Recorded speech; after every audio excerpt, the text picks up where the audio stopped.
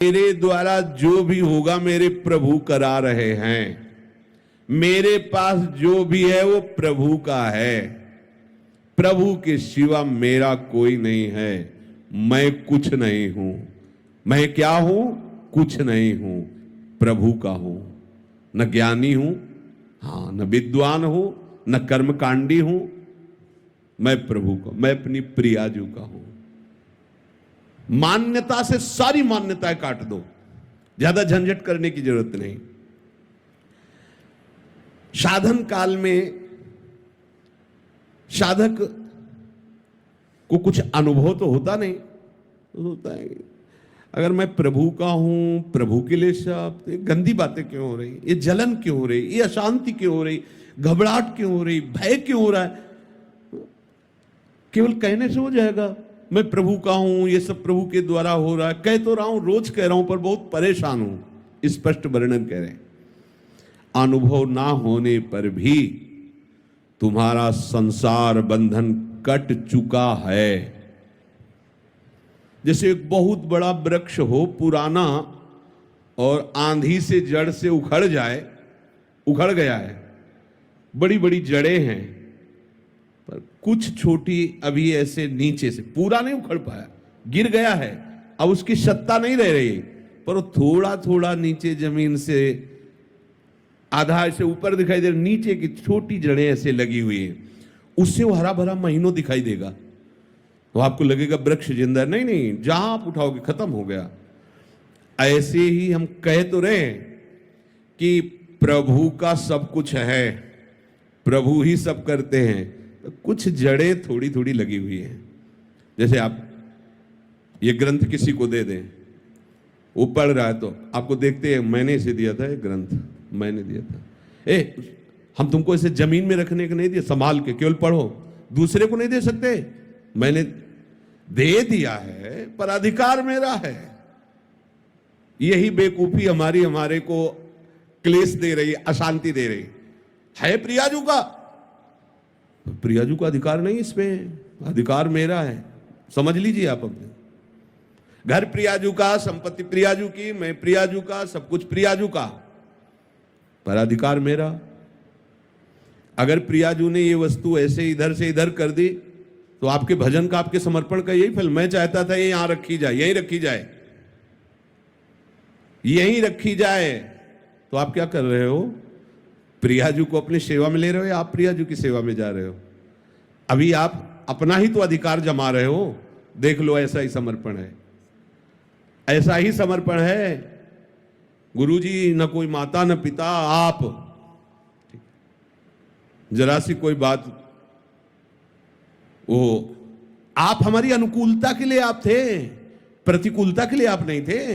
हमने आपको समर्पण इसलिए समर्पण किया, प्रतिकूलता कैसे दे दी? यही हमारी शिकायत प्रियाजू से। क्या समर्पण है? हमें रोग हो गया, हमें कष्ट हो रहा है, हमारा अपमान हो रहा है, हमारी निंदा हो रही है, ऐसा हो वैसा। अब तुम्हारा क्या बचा भाई? वो छोटी छोटी जो जड़ें हैं उनको भी उखाड़ दो। यद्यपि शरणागति से, इस भावना से, मेरा कुछ नहीं, मैं कुछ नहीं कर रहा, प्रियाजू सब करवा रहे, जैसे जो भी वास्तविक नहीं कर रहे आप। ना आप सत कर रहे हो, ना आप असत कर रहे हो, ना अच्छे कर्म कर रहे हो, ना बुरे कर्म कर रहे हो। समझना हमारी बात।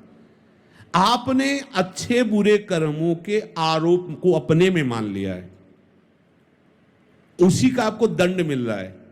और जिस दिन आप इस कर्ता भाव को श्री जी के चरणों में समर्पित कर देंगे, तो बुरे कर्म होंगे ही नहीं।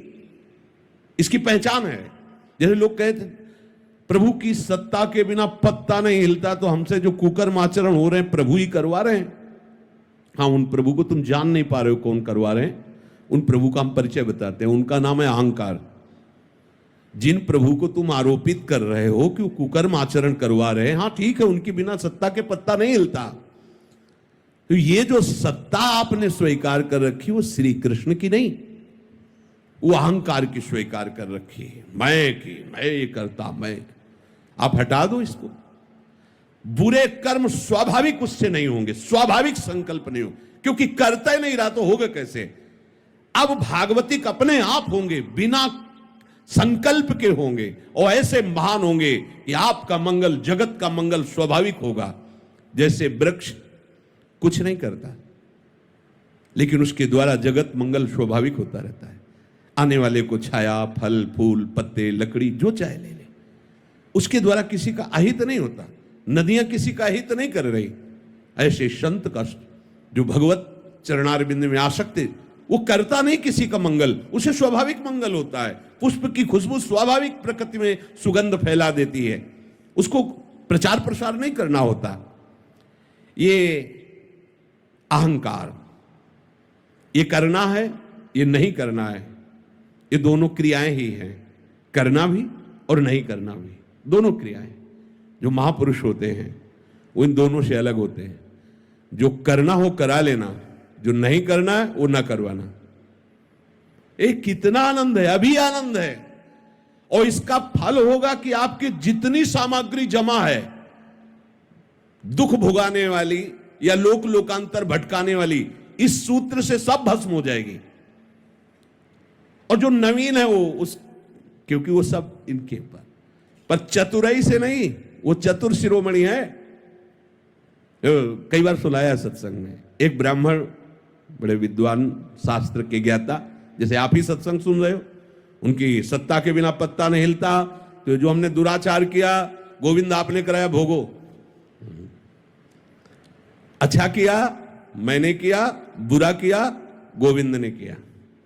और जबकि शुरुआत होती है कि अच्छा किया तो आपने, बुरा किया तो ये मेरा कोई अहंकार है, मेरी कोई वासना है। सच्ची बात है, सच्ची बात है। कोई न कोई अहं आप बचाए रखे हो, उसी से हो रहा है। चाह किसको पैदा हो रही? न स्वरूप में चाह है, न प्रभु में चाह है। तो ये जो चाह पैदा हो रही है देहाभिमान में है। देहाभिमान नहीं होगा तो चाह नाम की वस्तु नहीं होगी। बहुत सुंदर उन्होंने उपवन लगाया था, बगीचा, सुंदर बावड़ी, कुआं आदि। बैठे हुए थे, एक गाय अंदर आ गई और घास चरते हुए, कई फूल के पौधे भी है। यद्यपि उनका मारने का उद्देश्य नहीं था, उन्होंने से एक ईंट उठाई, ऐसे कंकड़, और भगाने के उद्देश्य सीधे उसके मस्तक पर लगी और गिरी, मर गई। गौ हत्या प्रकट हुई। वो तपस्वी थे और विद्वान भी थे।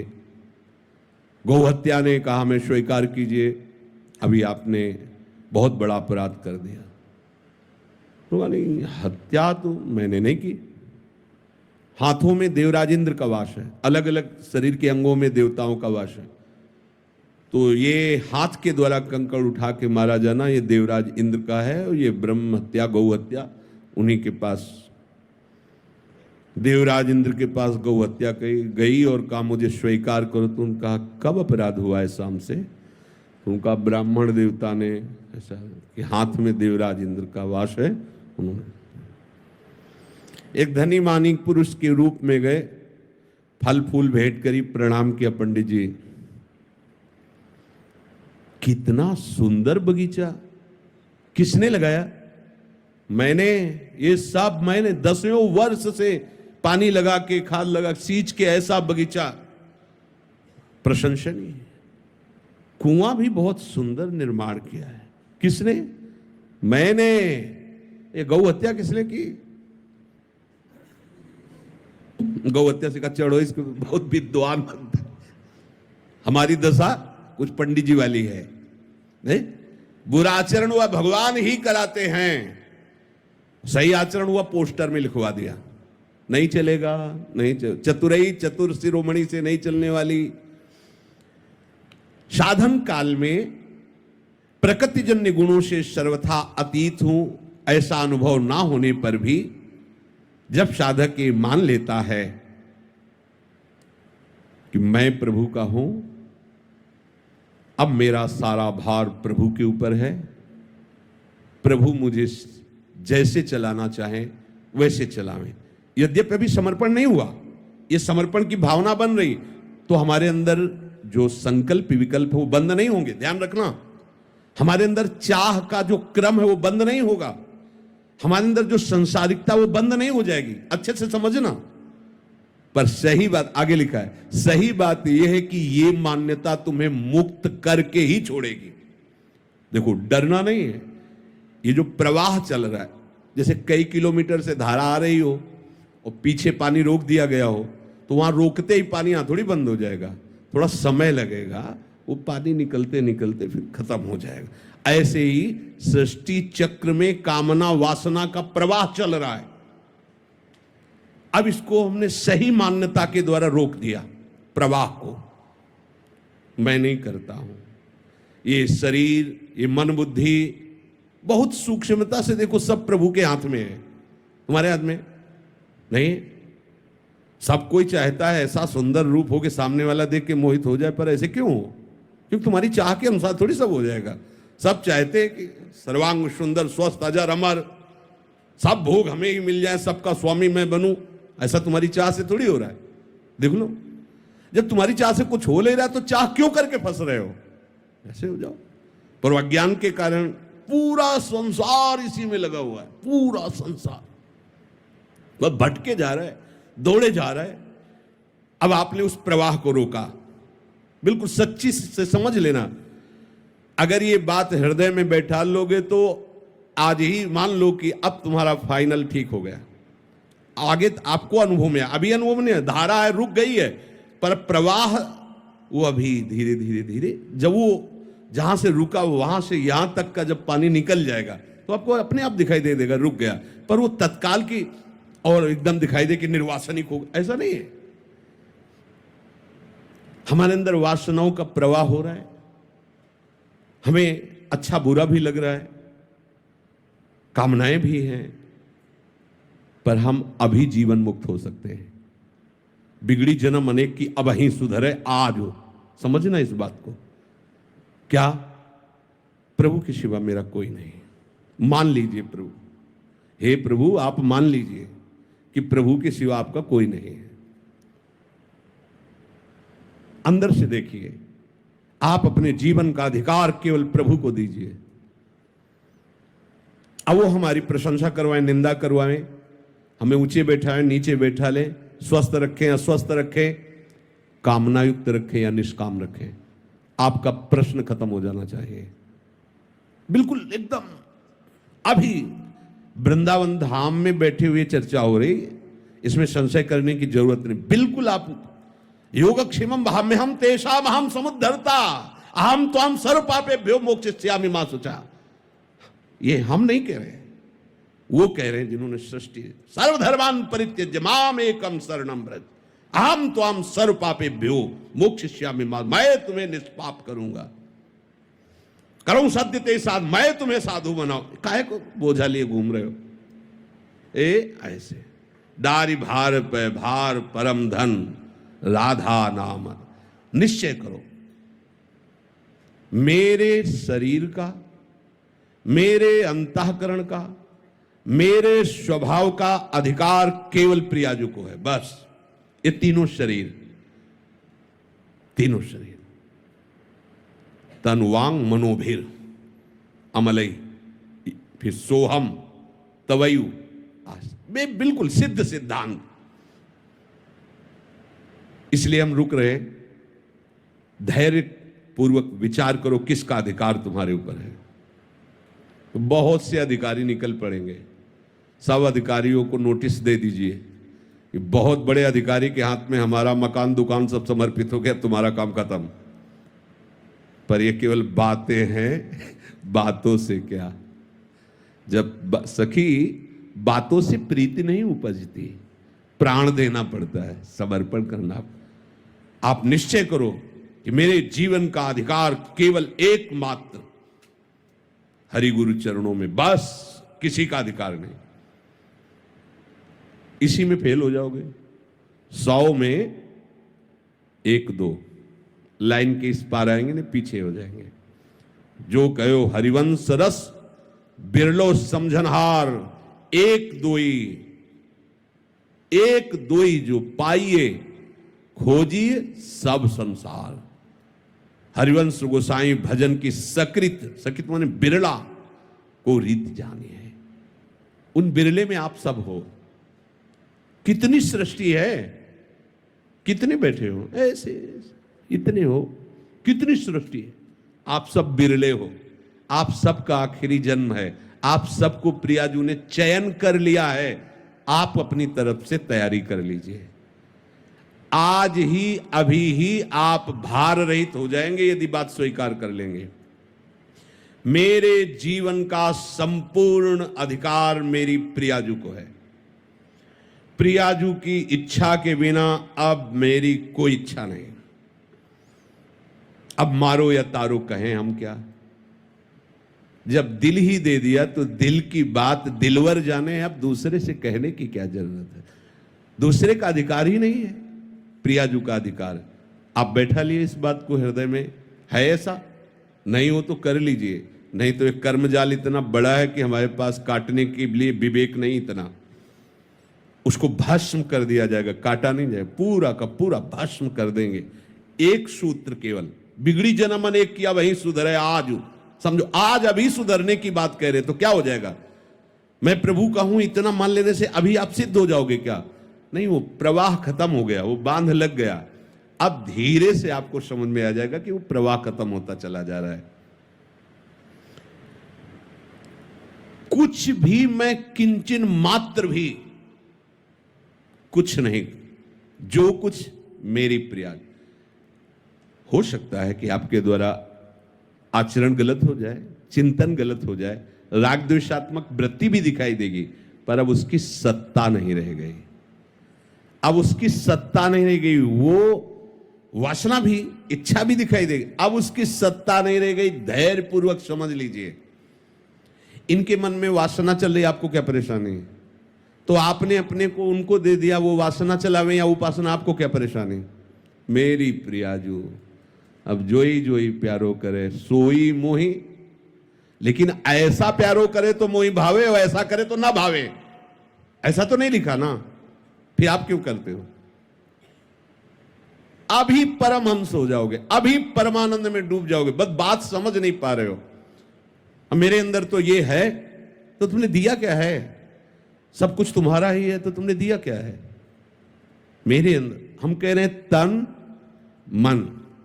मन का तात्पर्य पूरा सूक्ष्म शरीर, तन का तात्पर्य स्थूल शरीर, और स्वभाव का तात्पर्य कारण शरीर। नामे कर दो प्रियाजू के, नामे। इधर तुम नामे करोगे, उधर तुम्हारा नाम चढ़ जाएगा। श्री हरिवंश शरण जे आए, श्री वृषभान कुंवरी नंद नंदन, निज कर अपनी चिट्ठी चढ़ाए। प्रिया प्रीतम मुस्कुरा करके देखो, उसने अपना समर्पण किया है, ये लिखा रजिस्टर में। अब काम तो हो गया, यहां मकान बनेगा, तय हो गया, पैसा जमा हो गया। अब आज ही थोड़ी मकान खड़ा हो जाएगा, बड़ा काम है। ऐसे ही ये नामे हो गया है मालिक के। अब उनके पार्षद लग गए हैं झाड़ू पोछा करने में, देर नहीं लगेगी, सब साफ हो जाएगा। अब देर का मतलब अभी शरीर छूट जाए तो भगवत प्राप्ति होगी आपको। अभी वासना रहते हुए भगवत प्राप्ति हो जाएगी, विश्वास करो। भगवान कह रहे हैं, भगवान के वचन, क्षिप्रम भवति धर्मात्मा, बड़े शीघ्र मैं उसे मैं धर्मात्मा बना दूं। भगवान कह रहे, उनके वचन पर तो ध्यान दो। अपनी मान्यता जितनी हमने मान ली है, वो सब हटानी पड़ेगी। मैं अमुक जाति का हूं, मैं अमुक वंश का हूं, मैं अमुक जगह का हूं, मैं अमुक हूं, मैं अमुक का हूं, हटा दीजिए। इसी के लिए साधना की जा रही। नहीं हटा पाएंगे साधना से, दे दीजिए। हमने नहीं देखा श्री जी को, कैसे माने हो, कैसे ले लिए, तो गुरु जी को दे दिए, भिक्षा में दे दीजिए। अपनी इच्छा गुरु जी की भिक्षा में दे दीजिए। लो, बिगड़ी जन्म अनेक किया वही सुधरे आज, अब वही। बस जो कुछ तुमने अपना मान रखा है उसे समर्पित कर दीजिए, तो स्वामी के हाथ में संचालन पहले भी था, अब भी है। अहंकार के कारण तुम दुर्गति को प्राप्त हो रहे थे, अब कुछ नहीं होने वाला। अब तुम्हारा कहीं बाल बाका नहीं होने वाला, क्योंकि तुम्हारा कुछ बचा ही नहीं है। तुम्हारा जहां समर्पण हुआ कि तुम्हें उस समर्पण का फल मिलेगा, नित्य निरंतर भगवत प्रीति का वर्धन। पर यह बात सुनने में अच्छी लगती है? जब ये बात आ जाएगी कि आपका सब कुछ है, और इसके बाद जब आपके सामने प्रतिकूलता आएगी, तो स्वामी के ऊपर ही भौं चढ़ेगी। उससे तो प्रेम से बात करते हैं, हमारी तरफ तो देखते भी नहीं है। हमने इनके लिए जीवन समर्पित कर दिया। भाई जी ने एक उसमें लिखा था कि आप भरी सभा में नए आगंतुक को गले लगाएं और मुझे बार बार तिरस्कार करे और प्रताड़ना दे तो भी मैं आपकी तरफ ही देखूंगी, मैं किसी और की तरफ आप देखिए किसी और की तरफ, मेरा शासन आप पर नहीं है, पर ये मेरी आंखें आप किसी और किसी को नहीं देख सकती। समर्पण इस कोटि का। अगर हमारा समर्पण है तो फिर हमारे अंदर क्यों म्यों प्रश्न उत्तर नाना प्रकार का एक प्रपंच, सीधे भगवत प्राप्ति का मार्ग है। तनुवांग मनोभीर अमलई सोहम तवई वासिता। अगर अमलई पहले आ जाता तो थोड़ा विचार करने की बात थी। तनुवांग मनोभीर, ये समर्पित करो तो अमलई अपने आप हो जाओगे। और सोहम तवई वाश्रिता, हमारा संबंध तो पहले से ही है प्रभु से, प्रियालाल से, कोई नया संबंध थोड़ी है, जो है उसी की स्मृति जागृत हो जाती है। तो सोहम तवई वाश्रिता, ये स्मृति जागृत हो जाती है, ये कोई संबंध होता नहीं है, ये दृढ़ है पहले से। हमारा प्रियालाल का संबंध पहले से है, अब भी है, आगे भी रहेगा, पर हम उस संबंध का विस्मरण करके नए नए संबंध मान लिए। उन नए नए संबंधों की मान्यता को पुनः समर्पित कर दो तो जो है वो जागृत